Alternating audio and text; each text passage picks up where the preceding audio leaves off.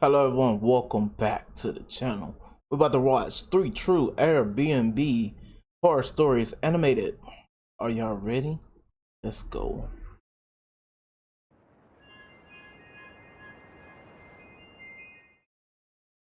My name is Milton, and What's up, I'm 30 Milton? years old. A few years ago, I decided to rent a house in the woods through Airbnb, just for one weekend. I wanted to spend some quality time with my girlfriend, Amanda, among nature. We were taking our dog Spith with us, too. Amanda thought it was a great idea. We arrived there in the early evening on a Friday. I parked the car right in front of the house after driving for 2 hours. "This is wonderful, Milton. It's so peaceful and romantic," my girlfriend said, as we got inside the Oh, you house. got a dog, cool. It was small, but very cozy. It had a fireplace, too, which, besides being pleasant, was also very convenient Can't since it trust was all the of them middle of Airbnb. You January. can't trust no Airbnb. Both to be me and honest. Amanda were big fans of winter. Definitely. Today we can just eat and rest by the fireplace. Tomorrow we can explore The the owner's surroundings during always the on day. some bullshit. Fresh air will be good for us. Clean our systems out, I said. "Excellent. I'll prepare the food while you can light the fire. Just like the good old days, huh?" "Yeah, I'm The good old starving," days. I said. Our dog Spiff, after being fed, was anxious to go outside. I wanna wasn't go very see the happy with the idea woods. of letting him go out after night, especially in a foreign, wild environment. But he wouldn't shut up. Sometimes you just need to let dogs go out and do what they need to do. He's a smart dog, and according to what we read about the surroundings, there's no bears or other predators that could hurt him, Amanda said. "Yeah, you're right. In any case, it's not like we have a choice." "All right, boy, the night's young, come on," I said as I opened the door to let Spiff out. You can Within the go next outside few with him. hours, me and Amanda had our meals, and then we fell asleep, You sitting on didn't let the comfortable dog couch back by the in? warm fireplace. What the hell? We woke up when it was around 2 a.m., and I heard a dog barking in a painful manner deep into the woods. Yeah, no. How you Spiff's leave in your trouble," dog? I said as I got up. "Are you going outside, Milton?" "Of course. I gotta go get him. That's why I brought my shotgun. On the other hand, it wasn't a good idea to bring Spith. Lesson learned. Stay here, Amanda, and lock the No, doors on the no. You outside," left your I dog said as out I there. picked up my That's gun we got and a prepared myself problem, to bro. leave. "Okay, be careful," she said. And We so got a I walked problem, outside bro. the door and went into the woods, my left hand holding a flashlight and my right one carrying my shotgun. Why you don't just For put the a while, flashlight I on the was still able shotgun? to listen to the noises of Oh, you got a Spiff. phone. That's He why. appeared to be in pain. I was now extremely concerned. The noise stopped, which didn't make me feel better. But still, I Just had a me good off, bro. idea I'm not of gonna where lie. the noise came from. I just hope he's all right. Maybe he fell into a hole or something. Maybe he was trapped. Why you let I your said to dog go myself, out though, trying to be positive. and not After a while, close walking to through the trees and bushes, I heard something. Or checking on him? Like, someone. I tried to remain silent. I could hear someone breathing.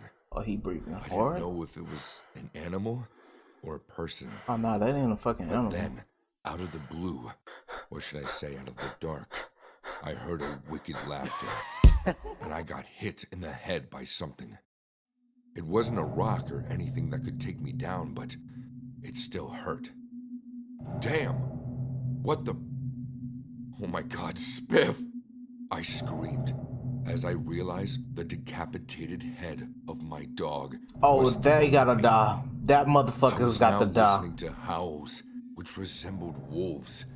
Someone was chasing me. Oh, I he's could see dead. red eyes coming towards my direction. Oh, I'm blowing It was his a tall brains figure, out. like a man, running on 2 feet. Oh, his brains I is didn't have gone. time to figure out who or what it was. I was now running for my life. I heard it roaring and howling like a canine, but running like a man. I shot my gun in the air a couple of times and thought it would scare off the creature, but it kept chasing me, getting closer. "Amanda, open the door! Let me in for the love of God!" I shouted as I got closer to the house, leaving the forest behind me. I was surprised by two things. First, I saw the door was already open. Then, as I looked back, I noticed the creature was no longer behind me. It didn't leave the woods, perhaps frightened by the idea of getting shot. I entered the house, calling for my girlfriend. Terrified, I realized the main room, where we sat by the fireplace, was a complete mess. The sofa and chairs misplaced, destroyed, broken glass.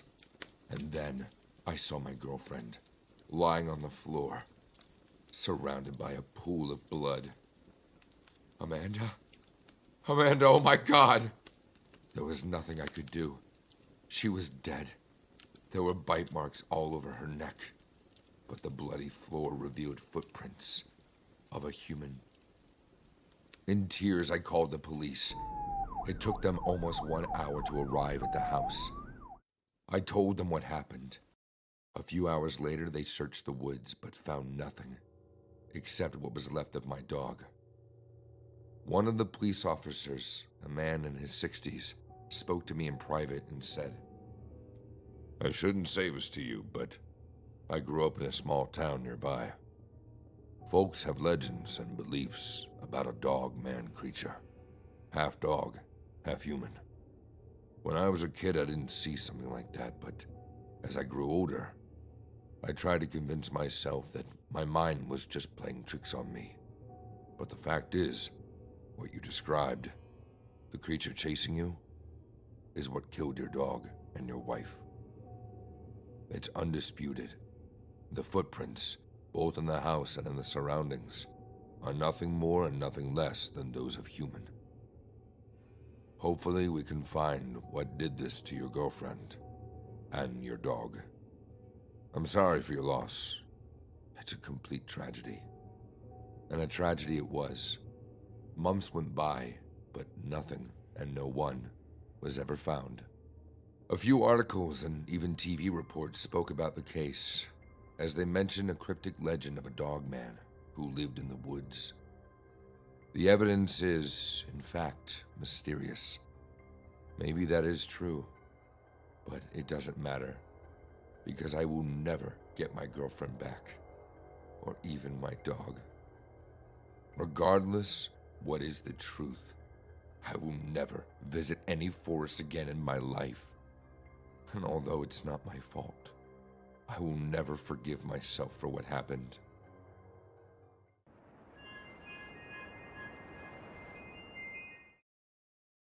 A dark night in front of the computer, a frigid glass of soda, and a bowl of cheese puffs.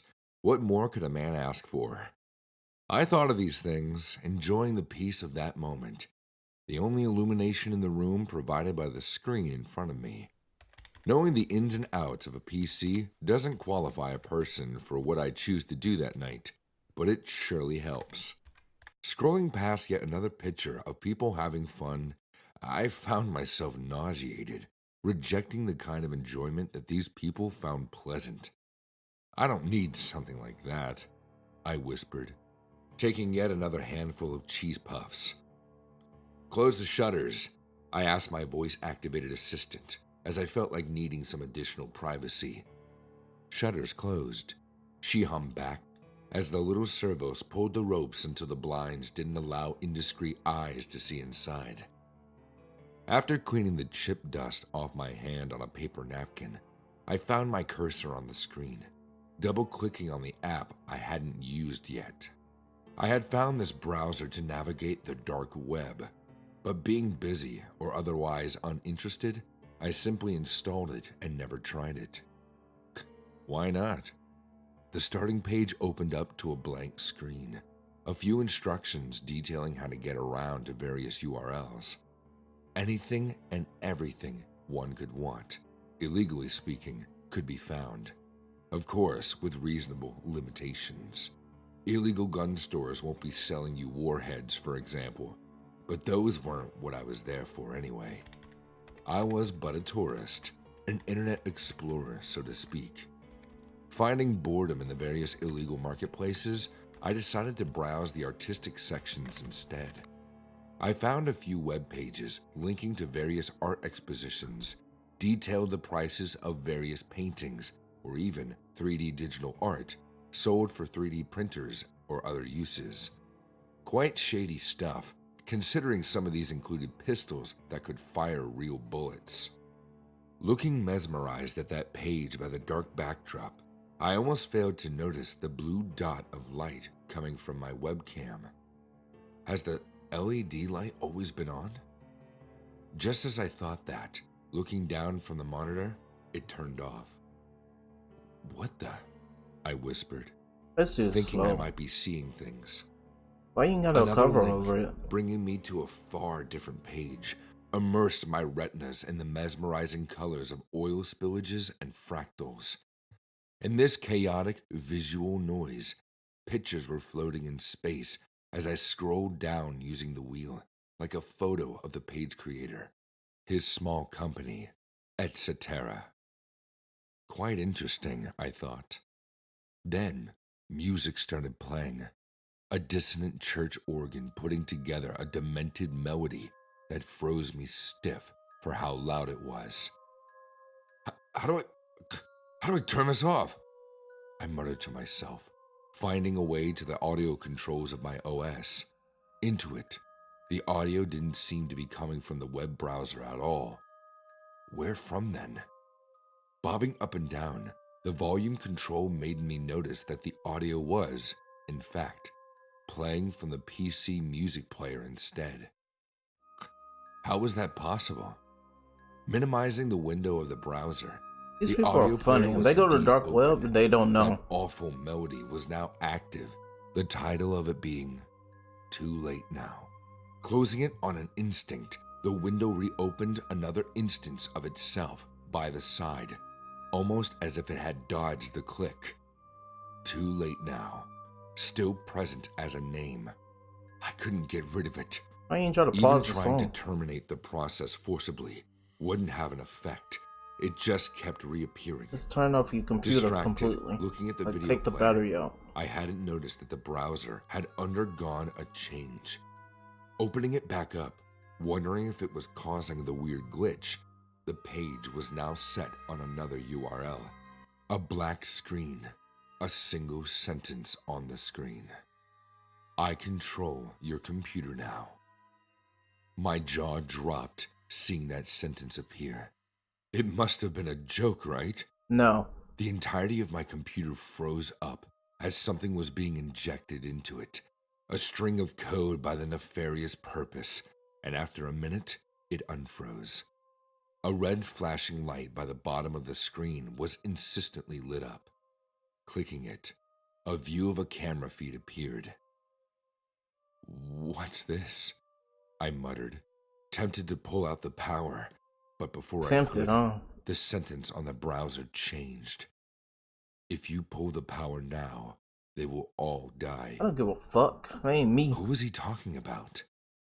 My face became pale when Shows his looking at the family. feed, showing what clearly was my family, tied and being dragged in front of the you're camera an by idiot. two burly men in balaclava. I have them. Next to that window, showing me the crying faces of my parents, terrified at what might happen to them. Another window appeared, with my face on it, and a red dot on top. The sick bastard was recording all of my reaction as well. Hell They yeah. are safe with me, said the text on the screen. The little smile at the You end. see, the dark mocking web me is in not an just only irritating bad way. for you. It could be bad for your Just whole as that family. sentence stopped, a flashing vertical line appeared under the text, inviting me to write. What do you want? I typed. I would have been like, what do I gulping need to my do? spit. Eat it He couldn't easily. have possibly been doing this for no reason, unless deposit the entirety of your Bitcoin wallet to this account. That's My why I would have jaw been at dropped. zero. He was I would've asking been at for zero. over $50,000 to an address that was likely going to make the money disappear as fast as I could deposit it. The Bro, text I'm broke. once again wrote something else. I'm going to start counting, and they will start losing fingers. My heart felt like it was sinking into my chest, lost to an insurmountable despair. As a minute counter started, one of the burly men opened a black bag he was dragging, taking a big pair of pincers from it. With the help of the other man, they immobilized my mom, placing the pincers around her ring finger. The countdown was now at 45 seconds. Horrified by what I was seeing, I typed up a storm, pleading for him to stop, saying I was going to pay. Out of options, and grinning so hard my teeth hurt, I complied. As the money was received, the two men let go of my mother. Going up to the camera, the video feed stopped right at that moment. I could see a lot more transactions happen quickly afterwards in my electronic wallet. Probably the money being passed over dummy accounts over and over. The chat screen came up once again. A message saying, "Thank you for your patronage. Goodbye." Dumbass. And then the window closed on its own. Soon afterwards, I uninstalled the browser and reset my PC to a previous installation state, fueled by a deep panic. God knows what would have happened had I not obeyed. The question is, how could they have gotten to my family in that little of time? Unless I was being tracked for far longer than I thought. Hey, this dude's slow. I ain't gonna lie, that first story pissed me off. I'm done. I'm already done with this reaction. My friends and I had planned a trip for months, looking forward to hiking, exploring, and enjoying the fresh air. I couldn't wait to spend it with them. However, alongside came a rearrangement of my understanding. I never believed in ghosts or spirits. The idea of them always seemed far-fetched, like something surreal. That all changed when I booked an Airbnb for a weekend getaway with my friends. The place seemed perfect. It was a beautiful cabin nestled in the woods, surrounded by trees and the peaceful sounds of nature. It was far from civilization, but that was the whole point. We wanted to escape our busy lives for a while and enjoy some much-needed relaxation. The host, a woman named Karen, seemed nice enough. She greeted us warmly when we arrived. Karen was a middle-aged woman with kind eyes and a gentle smile. She had shoulder-length brown hair that was neatly styled and wore a simple but elegant dress that seemed to match the aesthetic of the cabin. As she showed us around, I couldn't help but notice how meticulous she was in her preparations. The cabin was spotless, with fresh linens on the beds and a fully stocked kitchen. Karen seemed to have thought of everything. She provided us with a map of the area and recommendations for nearby attractions, and even left us a plate of homemade cookies as a welcoming gift. Overall, Karen struck me as a warm and friendly person, and I felt grateful to have her as our host. Little did I know, things were about to take a dark turn. Maybe it was the one room Karen didn't show us that kept me uneasy. That was her room, but I didn't think it mattered at that moment. Oh, everything After we matters. slept, I woke up in the middle of the night to the sound of someone moving around in the kitchen. At first, I thought it was one of my friends getting a midnight snack, but when I got up to check, I found the kitchen empty. I brushed it off as my imagination and went back to bed. But then I heard it again. This time, I was sure it wasn't one of my friends. The sound was too deliberate, too purposeful. I grabbed a flashlight and cautiously made my way to the kitchen, heart pounding in my chest. That's when I saw her.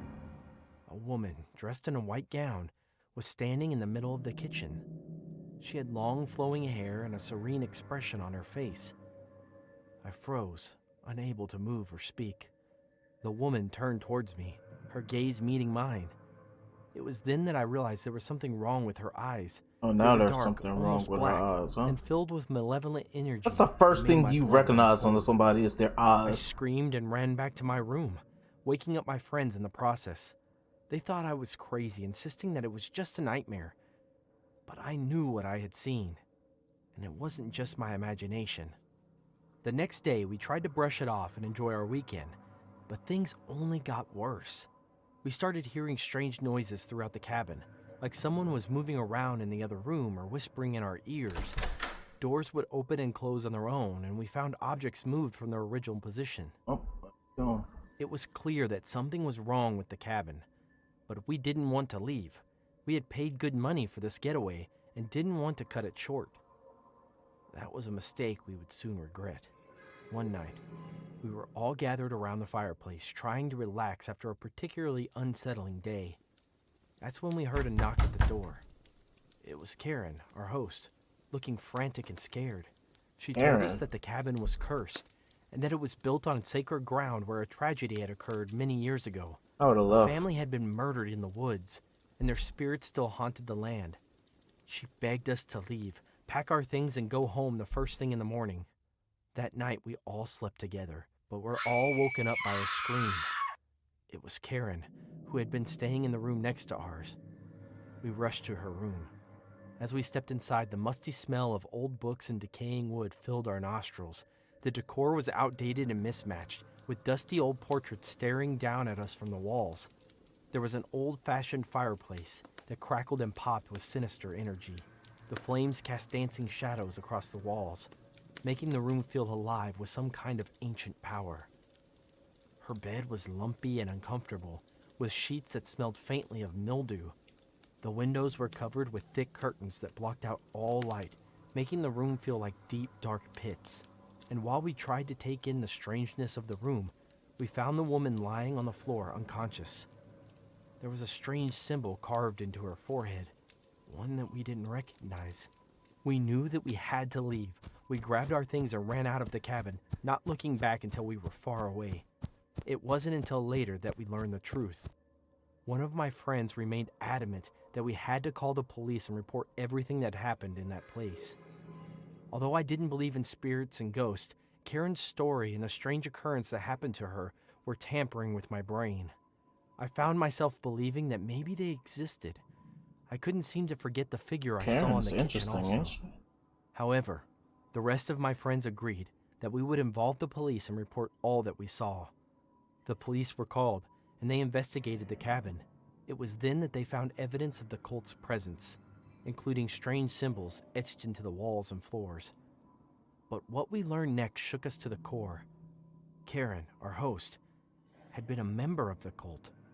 She had used AirBNB to lure in unsuspecting victims, hoping to use them as sacrifices for the cult's rituals. All But right. she had made a fatal mistake. She had offended the other cult members, and they had turned on her, carving the strange symbol into her forehead as a warning to others who might cross them. It was a shocking revelation, and one that left us all feeling betrayed and violated. Karen had seemed like such a kind and welcoming host, but in reality, she was a monster. The experience had shaken us to the core, leaving us with a newfound respect for power. Now, whenever I see an Airbnb listing that seems too good to be true, I can't help but think back to that fateful weekend. I know that some places are better left unexplored, and some secrets are better left buried, especially if they have a beautiful host that seems to be too nice. I can't get over the PTSD that my first experience Beautiful alerted host, me. too nice. Red flags all around. All around red flags. Hey, look, I ain't gonna lie. First story, I lost all respect for that dude. He doesn't deserve to have a dog. He didn't deserve the freaking girl. He didn't deserve nothing. All respect gone. I'm not gonna lie to you. I was about to just stop the reaction and like just be like, yeah, I'm done. Like I was serious. I was about to be like, yeah, I'm done with this. I don't want to react to this no more. But yeah, I'm done with this video. I'm out, man. Peace.